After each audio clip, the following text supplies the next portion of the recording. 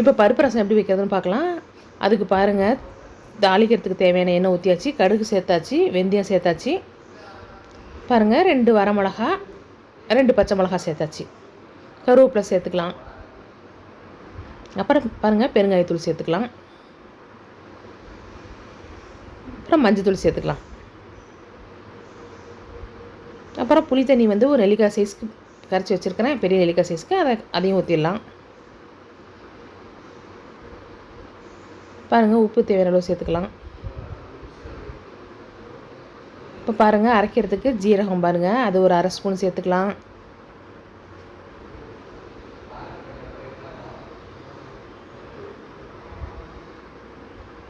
மிளகு பாருங்கள் அதே மாதிரி ஒரு 1/2 ஸ்பூன் சேர்த்துக்கலாம்.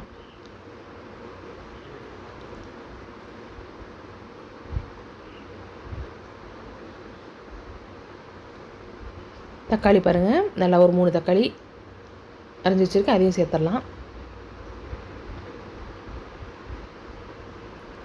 பூண்டு பாருங்கள், ஒரு 7-8 நாட்டு பூண்டு, 7-8 பல், அதையும் சேர்த்துடலாம்.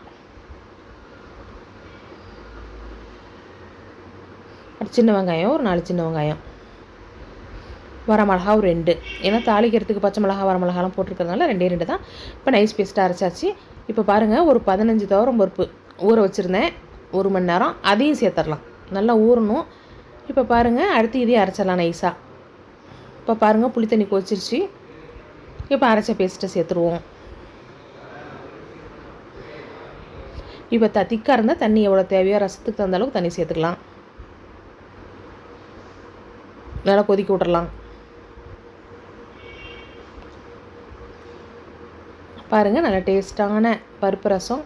பிடிச்சிருந்தால் லைக் பண்ணுங்கள், ஷேர் பண்ணுங்கள், கமெண்ட் பண்ணுங்கள், மறக்காமல் சப்ஸ்கிரைப் பண்ணுங்கள்.